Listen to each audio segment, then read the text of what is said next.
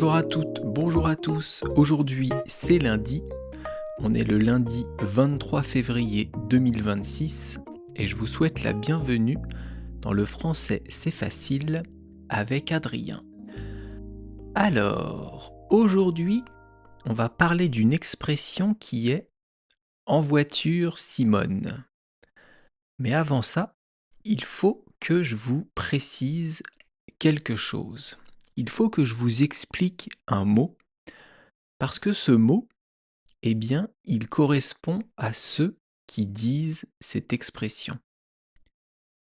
Et ceux qui emploient l'expression en voiture Simone, on appelle ça des beaufs. Je rigole parce que c'est un mot un peu particulier, le beauf, et je vais vous expliquer. Alors le beauf, ça a deux sens. Ça peut vouloir dire beau-frère. Le mari de ma sœur, c'est mon beau-frère. Ce n'est pas mon frère, bien sûr, c'est mon beau-frère. C'est le mari de ma sœur. Ma belle-sœur, ça peut être la femme de mon frère. Alors moi, je n'ai pas de frère, donc je n'ai pas de belle-sœur. Donc le beauf, ça peut être une contraction de beau-frère. Je peux dire, mon beauf, c'est le mari de ma sœur. Mais c'est pas ce sens-là qu'on utilise le plus en français pour dire un beauf. Un beauf, c'est un mot familier. C'est un mot méprisant, péjoratif, presque méchant. Et je vais vous expliquer ce que c'est.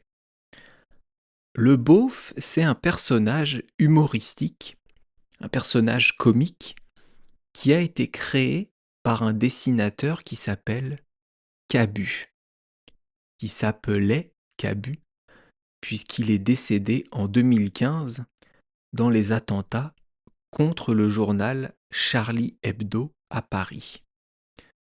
Donc ce dessinateur Cabu, il a créé le personnage du beauf.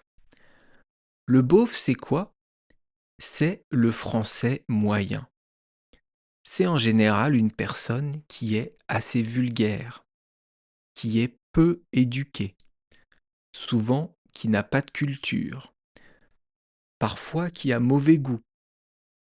En gros, je vous ai dit, le français moyen, mais en fait, on est tous un peu beauf par moment. On est tous ce français moyen dans certains aspects de notre personnalité. Mais je vais vous décrire le stéréotype du beauf. Ce que c'est un beauf de A à Z, dans le physique et dans la façon de penser et de se comporter. Alors moi, je vous parle du beauf français, du beauf occidental. Les beaufs de chez vous, de votre pays, je ne les connais pas, donc je ne vais parler que des Français. Déjà au niveau de la coupe de cheveux, souvent il a une coupe mulet.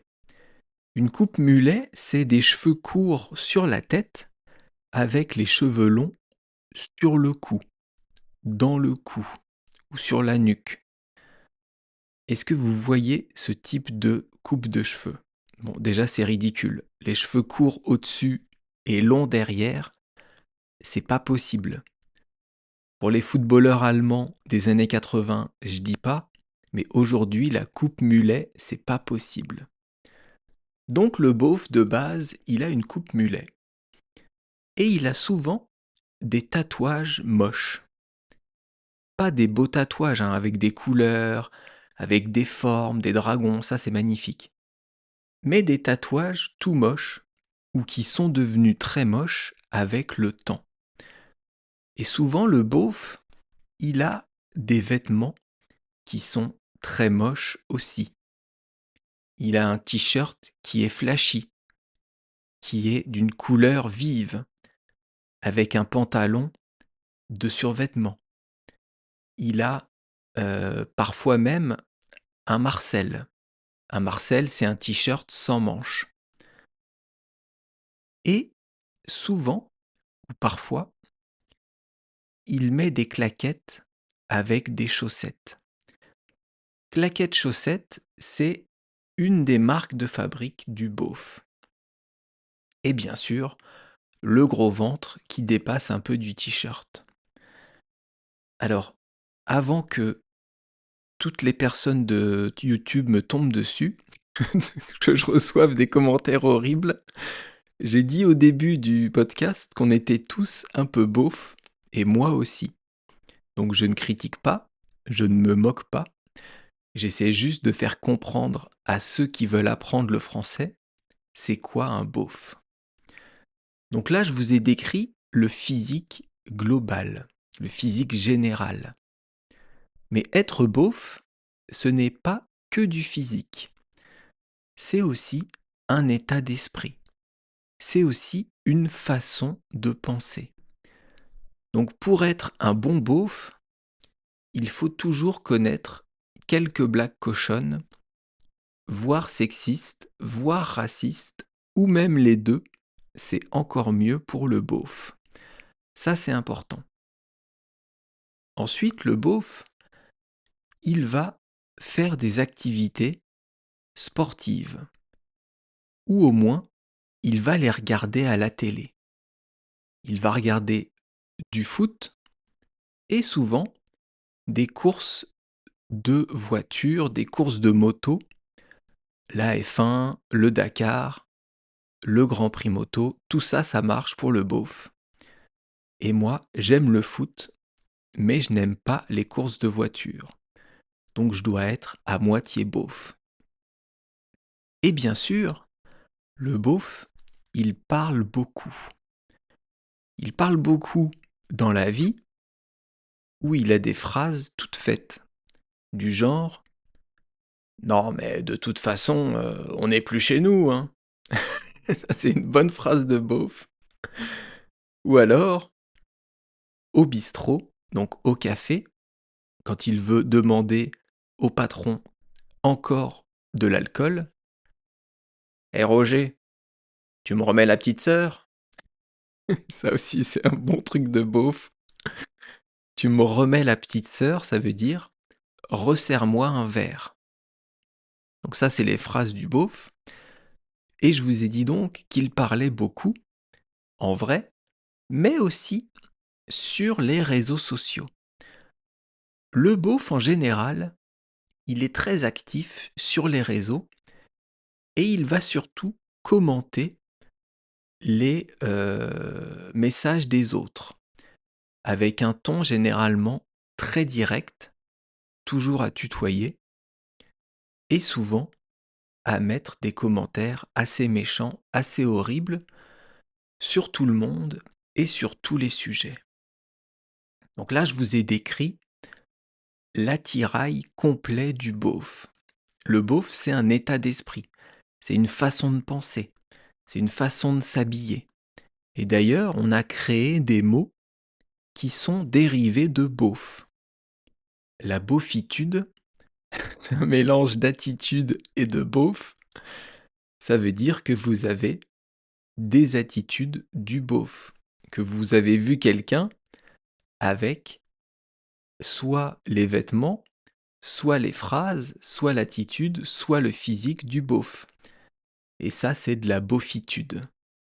On dit aussi de la beaufrie. Ça, c'est des mots dérivés. Vous voyez que le français est une langue vivante. On crée des mots, on invente des nouveaux mots qui seront peut-être demain dans le dictionnaire. Ça s'appelle des néologismes. Néologisme, c'est le fait de créer de nouveaux mots. Alors pourquoi j'ai parlé pendant 10 minutes du beauf? Pourquoi je vous ai décrit ce que c'était qu'un beauf? Parce que l'expression du jour, eh bien, elle est assez vulgaire, assez familière. Bah, pas vulgaire, mais en fait, c'est la beauf qui l'a dit, cette expression. Je peux pas vous dire mieux.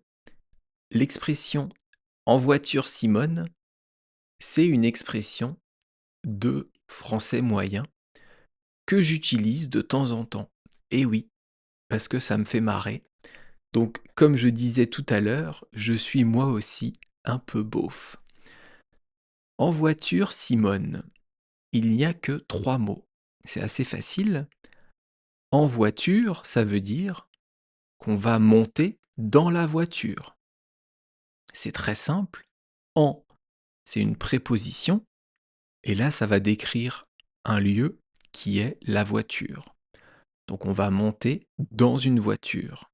Mais c'est pas nous, c'est Simone. On parle à quelqu'un. On parle à quelqu'un qui s'appelle Simone. Mais bien sûr, cette expression, on peut la dire à tout le monde. C'est pas forcément à des personnes qui s'appellent Simone. Et cette expression, ça veut dire on y va. C'est parti. Allons-y. C'est pas forcément quand on va monter dans une voiture, on peut le dire tout simplement pour dire allons-y, mais souvent, quand on utilise cette expression, on va monter dans un véhicule. On peut monter dans un train, ou sur un vélo, dans une voiture, sur une moto. Donc il y a une notion de véhicule et de déplacement. Mais pourquoi on dit en voiture Simone? Ça vient d'où cette expression? Eh bien, cette Simone, elle a vraiment existé. C'était une vraie personne qui a vécu au début du XXe siècle et qui était pilote automobile. Simone de Pinet, c'est son nom. C'était une pilote automobile du début du XXe. Et c'était très rare à l'époque parce qu'il y avait très peu de femmes qui avaient leur permis de conduire. Déjà aujourd'hui, les pilotes automobiles femmes, il y en a moins que les hommes. Alors il y a 100 ans, c'était très rare. Et donc, cette expression, elle a été utilisée beaucoup par un présentateur télé des années 60. Pourquoi il disait ça? Parce que sa collègue, donc la personne qui présentait avec lui, la présentatrice, elle s'appelait Simone Garnier. Et donc lui disait «Allez en voiture Simone!» Là j'ai fait une mauvaise imitation de Guy Lux, parce que ce monsieur s'appelait Guy Lux. Et donc il disait ça à sa collègue Simone pour rigoler avec elle, pour se moquer un peu d'elle. Donc quand on dit en voiture Simone, c'est pour faire une petite blague. C'est un peu humoristique. Mais comme je vous disais, aujourd'hui, c'est passé dans le vocabulaire, comment dire, du français moyen, du beauf, quoi. Je sens que je vais me faire tuer en disant ça. Enfin bref, tout ça pour vous dire que cette expression, il ne faut pas la dire à tout le monde. C'est une expression qu'il faut réserver à des amis, à des personnes que vous connaissez très bien. Il ne faut pas dire ça à votre patron, à une personne que vous ne connaissez pas, à votre belle-mère. Ça va être compliqué. En voiture Simone, c'est vraiment quelque chose d'humoristique. Ça sert tout simplement à faire rire. Et cette expression, en fait, en vrai, elle est un peu plus longue. La vraie expression, c'est en voiture Simone, c'est toi qui conduis, c'est moi qui klaxonne. Mais personne ne dit ça, personne ne se souvient de cette expression. Tout le monde se souvient de en voiture Simone, grâce ou à cause, je sais pas, de ce présentateur des années 60 qui disait toujours ça à sa collègue qui s'appelait Simone. Alors, qu'est-ce qu'il me reste à vous dire là-dessus? Simone, c'est pas un prénom qui est très très nouveau. C'est même un prénom qui est assez ancien. Si vous avez quelqu'un qui s'appelle Simone, si vous connaissez quelqu'un qui s'appelle Simone, il y a des chances que cette femme, elle ait un certain âge. Mais comme les prénoms reviennent à la mode régulièrement, il y a un roulement dans les prénoms. Par exemple, mon grand-père s'appelait Joseph. Eh bien, Joseph, c'est revenu à la mode récemment. J'ai vu des petits garçons qui s'appellent Joseph. Mon grand-père est mort il y a une quinzaine d'années. Il devait être né dans les années 25-30. Donc vous voyez, c'est cyclique. À peu près tous les 100 ans, les prénoms reviennent. Donc peut-être que Simone, en fait, c'est revenu à la mode. Je dois vous avouer que j'en ai aucune idée. J'ai pas vu de petite fille qui s'appelait Simone. Donc, qu'est-ce qu'il me reste à vous dire? Demain, on va faire une expression qui est mettre le pied à l'étrier. Donc je vous expliquerai tout ça demain. Je ne sais pas encore de quoi on va parler dans la première partie. J'ai pas décidé, mais j'ai une petite fiche sur mon téléphone avec une liste de sujets dont il faut que je vous parle. Donc ne vous inquiétez pas, j'ai plein de choses encore à vous raconter. Comme d'habitude, ce serait top si vous pouvez me laisser un commentaire sur YouTube, vous abonner à ma chaîne et même me mettre une bonne note dans vos applications de podcast, Spotify, Apple et les autres. Et si vous voulez approfondir le français, si vous voulez vous améliorer et me soutenir cette chaîne, vous pouvez vous abonner à mon site Patreon. Vous aurez accès aux transcriptions des épisodes. Je vous souhaite de passer un bon lundi, une bonne journée. On se retrouve demain dans la joie et la bonne humeur. Et d'ici là, je vous dis à bientôt. Bye bye, hasta luego, ilalira, matane.